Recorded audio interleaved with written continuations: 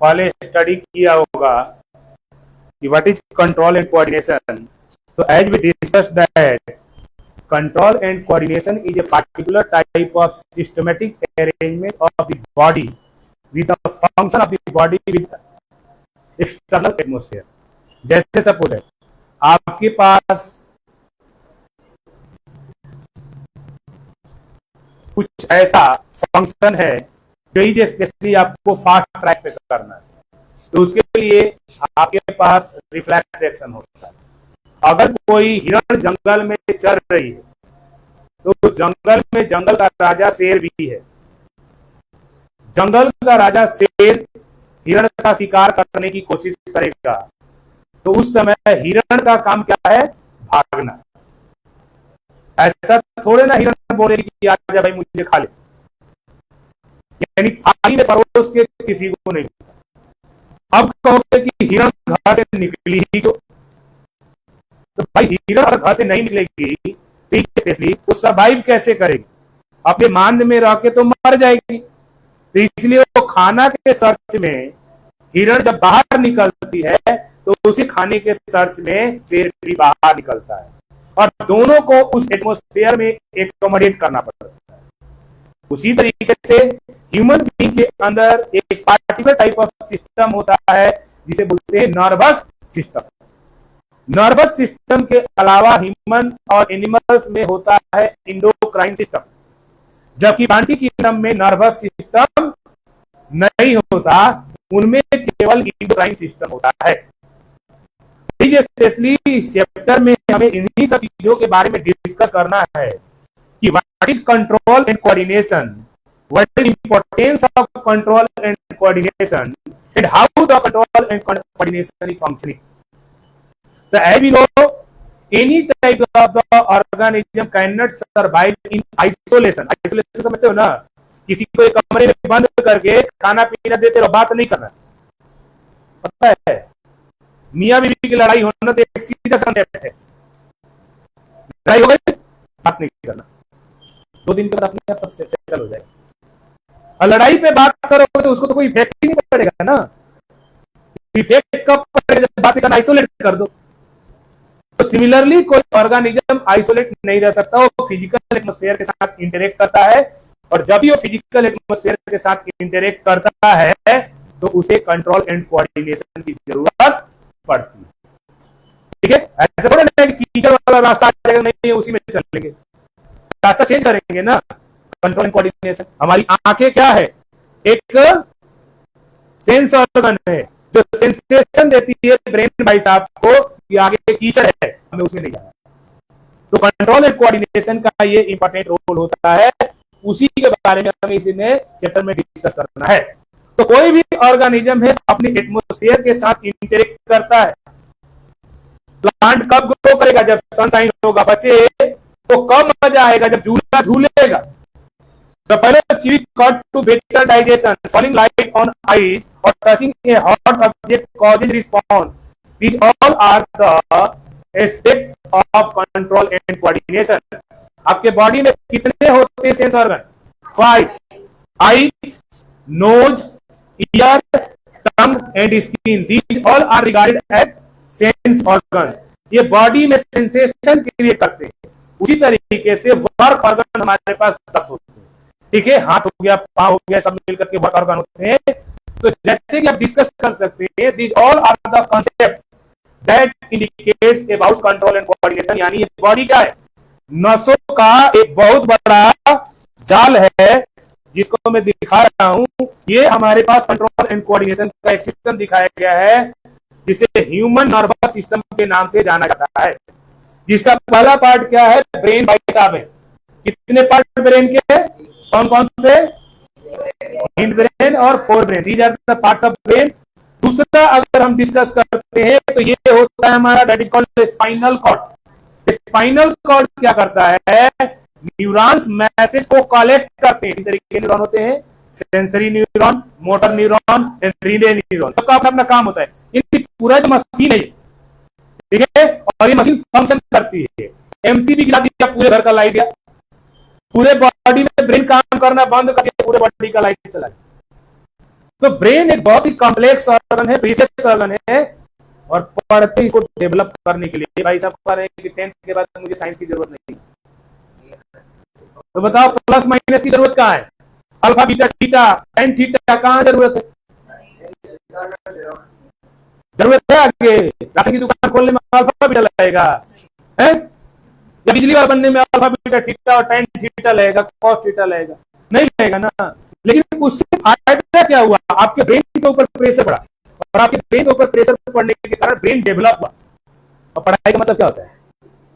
Brain को develop करना। एक आदमी की सैलरी 10,000 है, एक आदमी को 1 करोड़ नहीं करूंगा, दैट इज कॉल्ड ब्रेन। यहाँ पे ये वाला जो हिस्सा है ना, ये ब्रेन कहलाता है, और ये जो है स्पाइनल कॉर्ड है, और ये पूरा सिस्टम है स्पाइनल कॉर्ड। ये जो छोटी छोटी पार्ट्स दिखाई दे रही है, दैट इज न्यूरॉन्स, और neurons are the functional unit of nervous system. मान लीजिए यहां से हमने स्विच ऑन किया और करंट जा ही नहीं रहा, अब चलेगा? उसी तरीके से मान लो पैर है, इसके अंदर न्यूरॉन सिस्टम है, स्पाइनल कॉर्ड है, और पैर वाली जो नस है वो शून्य पड़ी है, तो क्या ब्रेन को मैसेज जाएगा? नहीं जाएगा, हम कहेंगे पैरालाइज हो गया। कुल मिला के क्या है कि नसों का जाल प्रॉपर तरीके से काम करना चाहिए। अगर नहीं करते, ये देख रहे हो ना इंडिकेशन, यानी पैरों के नसों में भी क्या है, स्पाइनल कॉर्ड के थ्रू, स्पाइनल कॉर्ड से होता है, बट न्यूरॉन्स होते हैं, और ये न्यूरॉन्स क्या करते हैं? स्पाइनल कॉर्ड को मैसेज देते हैं, स्पाइनल कॉर्ड फिर ब्रेन को मैसेज देता है, ब्रेन कंट्रोल और कोऑर्डिनेट करके रिस्पेक्टेड ऑर्गन को बताता है you have to do some types of the activity. ये इंसान है, जानवर है, क्या पेड़ पौधों में भी ऐसे होता है? नहीं, पेड़ पौधों के अंदर इंडोक्राइन सिस्टम होता है, पार्टिकुलर टाइप्स ऑफ हार्मोन्स होते हैं, उनकी मदद से होता है। ऐसा नहीं है कि पेड़ की टहनी काट दिया तो कहीं में मर गया। हमारा एक हाथ पांव कट जाए, ब्लीडिंग हो जाए, डॉक्टर के पास नहीं लेके जाओगे तो मर जाएगा आदमी। कहा जाता है ना कि जिससे बॉडी में प्लाज्मा ज्यादा है, प्लेटलेट्स ज्यादा है, वो ज्यादा देर तक जिंदा रहता है।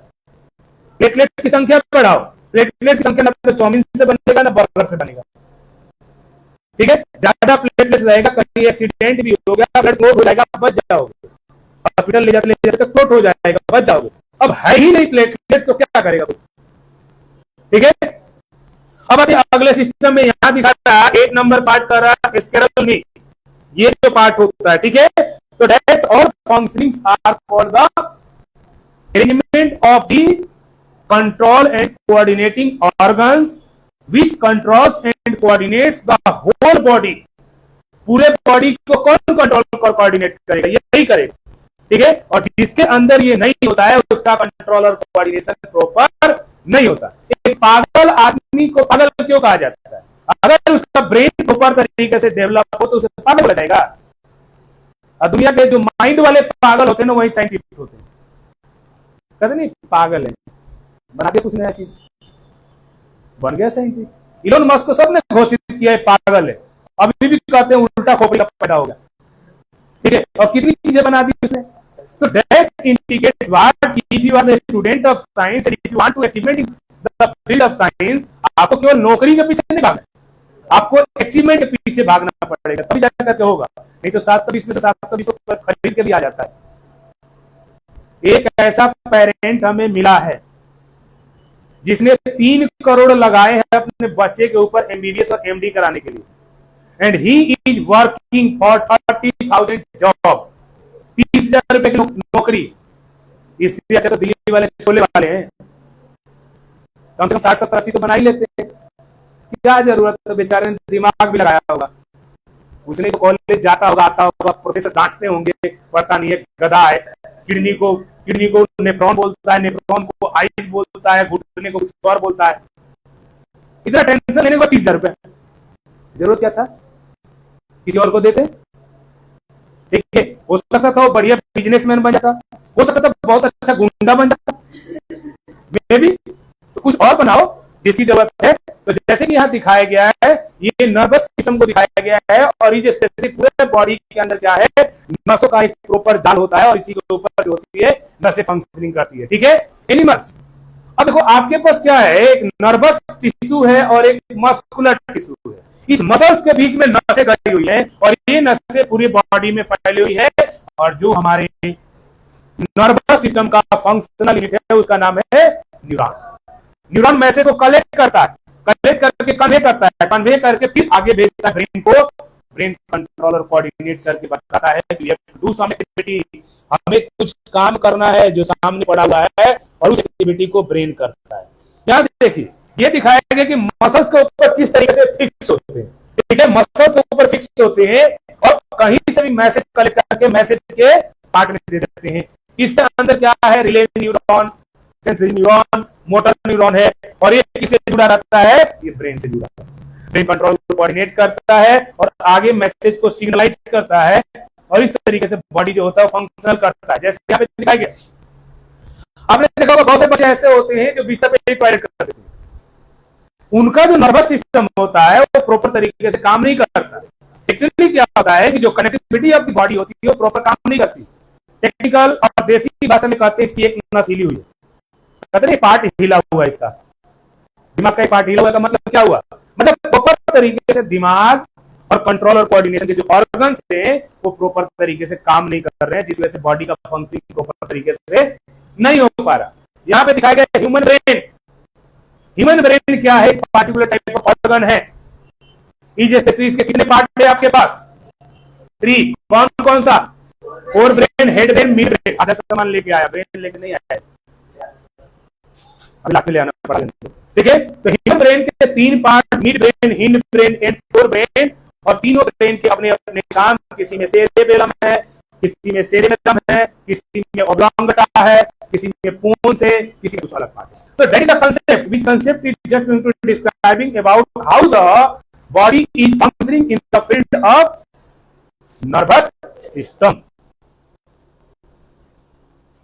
अब बताइए, नर्वस सिस्टम के बारे में डिस्कस कर रहे हैं। अब एक चीज आपने पढ़ा होगा, जब ट्रेड्स के बारे में आप लोग पढ़ोगे हेरेडिटी एंड एवोल्यूशन में, तो आपको बताया जाएगा 2 तरीके का ट्रेड होता है।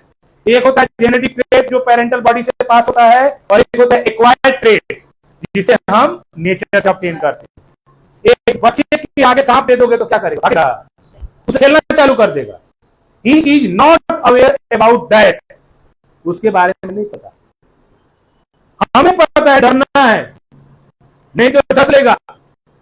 और नेचर क्या करता है, एनिमल्स की सेफ्टी के लिए उनकी बॉडी में टॉक्सिसिटी दे देता है। कोई ततैया से डरेगा, इतना बड़ा हाथी हो, ततैया जानते हो क्या होता है, जो पीली कलर की होती है, उससे कोई डरेगा नहीं, उसके अंदर इंजेक्शन है, उससे डरता है। तो इसी तरीके से आप जनरल लाइफ में भी एक चीज ध्यान रखिए, आपके पास पावर है, आपके पास सेवाएं हैं, आपके पास फैसिलिटी है, तो आपके लोग डरेंगे। कुछ नहीं है तो गधे के बराबर नहीं समझा जाएगा। और कुछ नहीं है कब, जब आपका ब्रेन डेवलप नहीं। अब ब्रेन को डेवलप करने के लिए आपको वे फूड खानी पड़ेगी जो ब्रेन के कोऑर्डिनेशन में एक इंपॉर्टेंट रोल क्रिएट करती है। तो यहाँ पे देखिए ब्रेन के स्ट्रक्चर को दिखाया गया, और ये और जितने भी मसल्स होते हैं, they are just into creating reflex action. Reflex action जो होता है इनवॉलंटरी एक्शन होता है, क्योंकि डे टू डे लाइफ में 2 तरीके के एक्शन होते हैं, एक होता है वॉलंटरी एक्शन और एक होता है involuntary action. Voluntary action direct जो रोज रोज होता है, खाना खाना, नहाना, पढ़ना, नाचना, कूदना, झपड़ा झपड़ी करना, और बाल नोचती है, वो भी हो जाता है। बैठो में ले आऊंगा, अंदर रखा हुआ है। तो ये जो होता है रेगुलर एक्टिविटी है, और इस रेगुलर एक्टिविटी को स्पेशली कहा जाता है क्या, वॉलंटरी एक्शन। कुछ ऐसे एक्शन होते हैं जो हम रेगुलर नहीं करते हैं, किसी पार्टिकुलर पॉइंट ऑफ टाइम पे करते हैं। इमरजेंसी केस में, जैसे यहां से ईंट गिरेगा, भागूंगा, रिफ्लेक्स एक्शन। किसी गर्म चीज को छू दिया, रिफ्लेक्स एक्शन। एक भाई साहब थे, कुछ ज्यादा ही बिजी थे मोबाइल में, और उनका फोन आ गया अचानक सा, और प्रेस कर रहे थे, इसी कर रहे थे, उन्होंने सोचा हाथ में वही है। इसे कहते हैं दिमाग का प्रॉपर तरीके से काम नहीं करना। ठीक है, तो दिमाग को सेंट्रलाइज रखिए। दिमाग अगर प्रॉपर तरीके से काम नहीं करेगा तो कुछ भी उल्टा सीधा होने के चांसेस हैं। ठीक है, ये दिखाया गया आप लोगों को नर्वस सिस्टम के बारे में, ब्रेन के बारे में। नहीं, मैंने नहीं देखा। यहाँ देखिए, यहाँ पर रिफ्लेक्स एक्शन को दिखाया गया। होता क्या है रिफ्लेक्स एक्शन में, जैसे आपने किसी गर्म चीज को टच किया, तो टच करने के बाद मैसेज को कंट्रोलर कोऑर्डिनेट करके ब्रेन को देगा। ब्रेन क्या करेगा, ये रिसेप्टर का काम कर रहा है, ब्रेन क्या करेगा, रिफ्लेक्टर का काम करेगा। रिफ्लेक्ट करके ये बता देगा हाथ को कि चीज गर्म है, आप हाथ हटाइए। और इन सब में बहुत कम टाइम लगता है, 1/16 ऑफ सेकेंड। ठीक है, इसलिए हम आसानी से क्या कर लेते हैं, इसे ऑब्जर्व कर लेते हैं। जैसे रिसेप्टर ने सेंसरी न्यूरॉन को दिया, सेंसरी न्यूरॉन ने ब्रेन को दिया, ब्रेन ने मोटर न्यूरॉन को दिया, मोटर न्यूरॉन ने आई को दिया, आई ने क्या किया, स्पेशली आई मसल्स ने कंस्ट्रक्ट किया। इस तरीके से that means called control coordination human body के अंदर होता है। ये ब्रेन को दिखाया गया है। Brain just like feel like structure होता है छोटा सा, और एक क्रेनियम के अंदर फिट होता है क्योंकि प्रेशियस ऑर्गन है, और एक कैविटी होती है उसके अंदर फिक्स होता है। Brain and spinal cord constitute the central nervous system, इसे सीएनएस कहते हैं। They receive information from all parts of the body and integrate it. ये हर एक पार्ट ऑफ द बॉडी से मैसेज को ऑब्टेन करता है और इंटीग्रेट करता है। Brain is protected in a fluid filled balloon sock observer inside the body box, उसे क्रेनियम के नाम से जाना जाता है। तो क्रेनियम की बात is specially a structure that determines how the system is functioning। अब यहाँ पे स्पाइनल कॉर्ड की बात करते हैं तो spinal cord is protected in vertebral column. ये वर्टिब्रल कॉलम से दैट मींस प्रोटेक्ट होता है। Brain is the main coordinating centre of the body. It involves more complex mechanism and neural connection for complex process such as thinking हो गया, और भी बहुत सारे प्रोसीजर्स होते हैं, उन प्रोसीजर्स में इसका यूटिलाइजेशन होता है। ठीक है, ह्यूमन ब्रेन इस तरीके से फंक्शन करता है। इसके कितने पार्ट होंगे आपके पास? 3, fore brain, mid brain, hind brain. ठीक है, फोर ब्रेन का अपना काम है, मिड ब्रेन का अपना काम है, हिंड ब्रेन का अपना काम है। सभी ब्रेन अपने अपने पार्टिकुलर फंक्शनिंग करते हैं। जैसे यहाँ पे फोर ब्रेन दिया है, इसके अंदर काम क्या है, हियरिंग, स्मेल और साइट। ठीक है, दूसरा आपके पास है मिड ब्रेन और hind brain. Mid brain is specially celebration के बारे में बताता है और हार्ट बीट के बारे में बताता है। हार्ट बीट का रेट होता है 72, 72 बार हार्ट धड़कता है 1 मिनट के अंदर। ठीक है, उसके बाद सेरेबेलम होता है, मेडुला होता है। मेडुला सेलिब्रेशन के बारे में बताता है, ब्लड प्रेशर के बारे में बताएगा, वॉमिटिंग के बारे में बताएगा। सेरेबेलम जो होता है पोस्चर और बैलेंस के बारे में बताता है। और उसके बाद होता है how does nervous tissue cause action. Nervous tissue जो होती है दो तरीके से एक्शन क्रिएट करती है। एक होती है वॉलेंट्री मसल्स और एक होता है involuntary muscles. Day to day activity जो हम लोग करते हैं उसे वॉलेंट्री बोलते हैं, और जो पार्टिकुलर पॉइंट ऑफ टाइम पे सडनली करते हैं उसे क्या बोलेंगे, इनवॉलेंट्री एक्शन। तो these are the 2 types of the action, that is called voluntary action and involuntary action. उसके बाद आते हैं कोऑर्डिनेशन इन प्लांट्स। देखिए, प्लांटिक किंगडम के अंदर भी कोऑर्डिनेशन होता है, बट प्लांटिक किंगडम के अंदर आपके पास नर्वस सिस्टम नहीं मिलेगा। क्या मिलेगा? Endocrine system. और इंडोक्राइन सिस्टम में स्पेशली क्या होता है, particular type of hormonal system. आपने देखा होगा कि पेड़ पौधे फोटोट्रोपिज्म को फॉलो करते हैं। फोटोट्रोपिज्म का मतलब क्या होता है, यानी जिधर सनलाइट होगा उधर की तरफ उसका मुंह हो जाएगा। तीसरा जियोट्रोपिज्म करते हैं, जमीन की तरफ। हाइड्रोट्रोपिज्म करते हैं, केमिकोट्रोपिज्म करते हैं, कीमोट्रोपिज्म जिसे कहते हैं। तो ये क्या दिखाता है कि पेड़ पौधे भी कंट्रोल और कोऑर्डिनेशन में पार्टिसिपेट करते हैं। They are also just going to participating in control and coordination. Other that they have specialized hormones which plays an important role in the control and coordination of the planting kingdom. Planting kingdom के control और coordination में इनका अपना एक अहम role होता है, और इसलिए कहा जाता है कि पेड़ पौधों के अंदर नर्वस सिस्टम नहीं होता, इंडोक्राइन सिस्टम होता है, और इंडोक्राइन सिस्टम की मदद से कंट्रोल और कोऑर्डिनेशन में पार्टिसिपेट करते हैं। जैसे आपने देखा होगा touch me not, that is a particular type of plant. जैसे ही आप टच करोगे क्या होगा, मुरझा जाता है। दैट इंडिकेट्स स्टिमुलस, यानी वो भी रिस्पॉन्सिव है नेचर के प्रति, उसे स्टिमुलस के नाम से जाना जाता है। उसके बाद ये देख सकते हैं आप, movement due to growth. Growth का मूवमेंट किस तरीके से होता है, क्रीपर्स होते हैं उसमें रस्सी बांध देते हैं, ऊपर की तरफ चले जाते हैं। ठीक है, इसका मतलब ये भी रिस्पॉन्सिव है और ये भी मूवमेंट करते हैं। अब आते हैं फोटोट्रोपिज्म। फोटोट्रोपिज्म मतलब जिधर सनलाइट होगा उधर की तरफ मूव हो जाएगा। जियोट्रोपिज्म जमीन की तरफ आएगा ग्रेविटी के कारण। हाइड्रोट्रोपिज्म जिधर पानी होगा उधर जाएगा। कीमोट्रोपिज्म टच करोगे तो उसके अनुसार फंक्शन करेगा, इसे कीमोट्रोपिज्म कहते हैं। ये जियोट्रोपिज्म फोटोट्रोपिज्म को दिखाया गया है, जिधर सनलाइट उधर पौधे चले जाएंगे। उसके बाद ये दिखाया गया जियोट्रोपिज्म, जिधर धरती का वो है उधर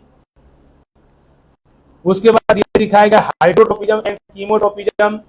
हाइड्रोट्रोपिज्म टुवर्ड द वाटर और कीमोट्रोपिज्म का मतलब होता है जैसे हम टच करेंगे तो उसमें इंडिकेशन आ जाएगा। ठीक है, movement due to growth, electrical impulse होता है। इस तरीके का सिस्टम हमारे बॉडी के अंदर डेवलप होता है, क्योंकि केमिकल्स होते हैं, जहां तक नर्वस सिस्टम फंक्शन नहीं करेगा वहां पे कुछ केमिकल्स होते हैं और ये केमिकल्स हार्मोन्स के रूप में काउंट किए जाते हैं।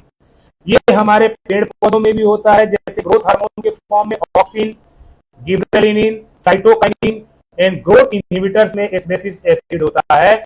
These are the particular types of hormone. Ghrelin growth in the stem करता है, साइटोकाइनिन प्रमोट सेल डिवीजन करता है और उसके अलावा abscisic acid inhibits growth causes wilting of the leaves. पेड़ पौधों के जब पत्ते होते हैं पीले पड़ जाते हैं, इसी के कारण होता है। तो लिखिए सम प्लांट हार्मोन। टॉपिक बनाइए सम प्लांट हार्मोन। एक साइड हार्मोन लिखेंगे और एक side function. Some plant hormone.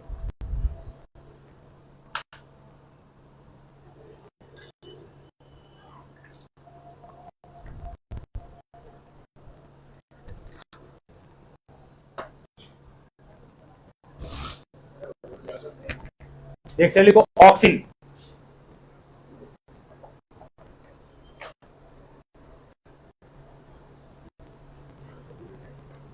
Auxin dash करके लिखो, it regulates growth in plant.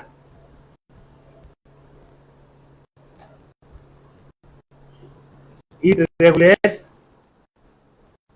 Growth in plant. दूसरा है gibberellin.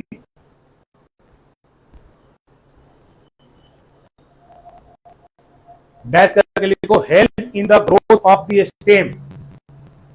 Help in the growth of the stem. Help in the growth of the stem. उसके बाद cytokinin. Cytokinin dash करके लिखो, promote cell division.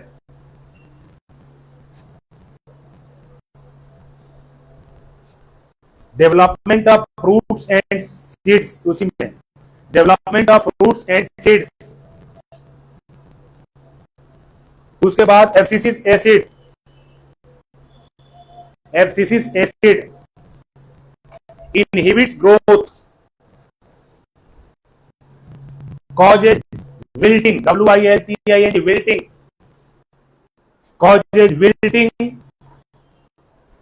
of leaves, causes wilting of leaves, पीला पड़ जाना, सिकुड़ जाना। देखिए ये हमारे पास कुछ हार्मोन्स हैं, ठीक है, और इन हार्मोन्स का अपना अपना फंक्शन होता है। These are especially regarded as the plant hormone. इसे प्लांट हार्मोन के नाम से जानते हैं। उसी तरीके से एनिमलिया किंगडम के अंदर भी कुछ बेसिक हार्मोन्स होते हैं। एनिमलिया किंगडम के अंदर, क्योंकि हर जगह नसों का जाल नहीं जा सकता, जहां पे नसों का जाल नहीं पहुंच सकता वहां के लिए क्या लाल लाल लगा है? हाँ कलर भाई, अच्छा मैं सोचा होली खेल के आया है। नहीं आजकल कुछ लोग प्री वेडिंग में भी जाते हैं ना, तो प्री होली भी तो हो सकता है ना। हो गया। अब देखो हार्मोन्स जो होते हैं हमारे अंदर भी होते हैं, उसे इंडोक्राइन सिस्टम कहते हैं। इंडोक्राइन सिस्टम में कुछ बेसिक टाइप ऑफ हार्मोन्स होते हैं जिनके अपने अपने फंक्शंस होते हैं, ठीक है। जैसे अगर हम हार्मोन्स की बात करें,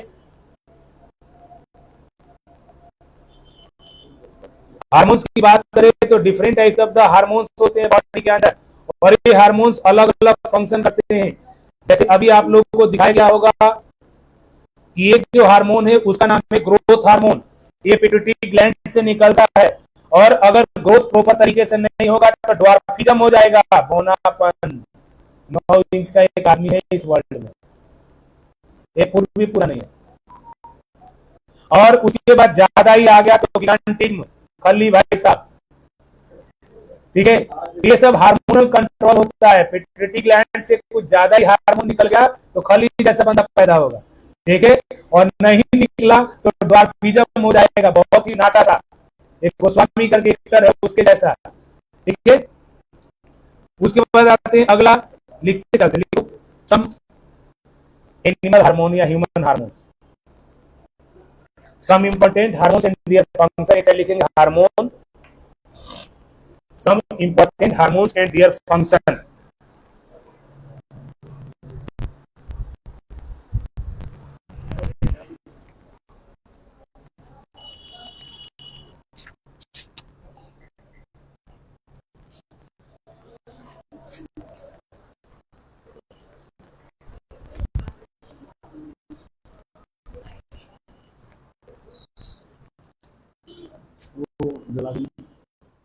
दोनों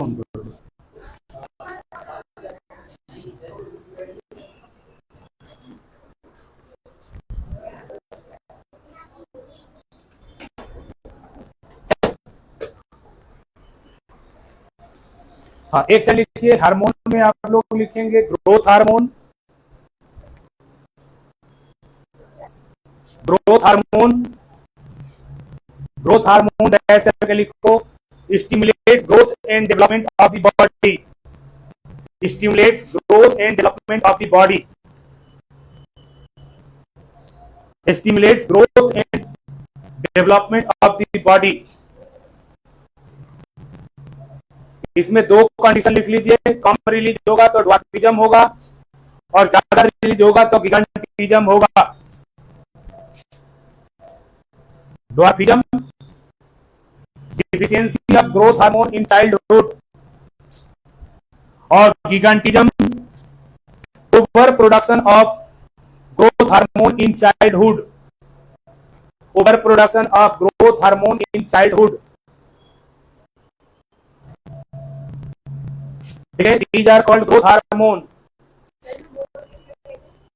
मोर उसे बोलते हैं गिगांटिज्म, गिगांटिक हो गया ना, बड़ा हो गया। कौन छुट्टी पे है, क्या हुआ उसको, हमारे पास मैसेज था ना, छुट्टी कर रही हो गया।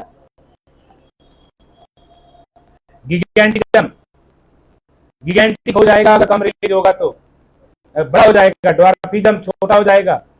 अगला लिखेंगे आप लोग हार्मोन में थायरॉक्सिन हार्मोन, थायरॉक्सिन हार्मोन, अगला लिखिए थायरॉक्सिन हार्मोन रेगुलेट्स कार्बोहाइड्रेट कमा प्रोटीन, रेगुलेट्स कार्बोहाइड्रेट कमा protein and fat metabolism for balance growth, regulates carbohydrate, protein and fat metabolism for balanced growth, fat metabolism for balanced growth, balanced growth हो गया।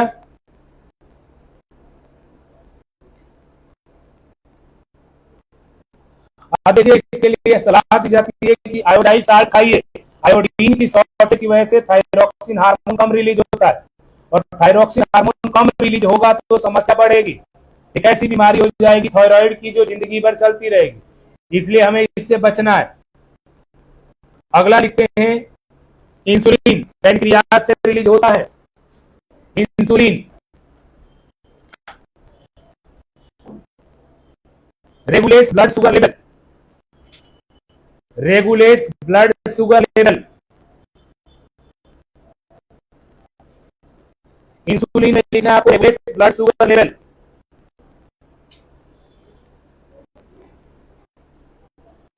उसी में deficiency of insulin causes diabetes, deficiency of insulin causes diabetes, deficiency of insulin causes diabetes.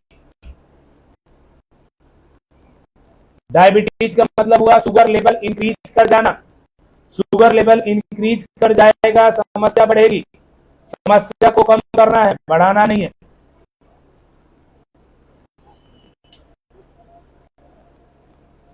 हो गया, pancreas से निकलेगा insulin जो blood sugar level को मेंटेन करके रखेगा। अगला testosterone, testosterone, male sex hormone लिख लो, male sex hormone, male sex hormone,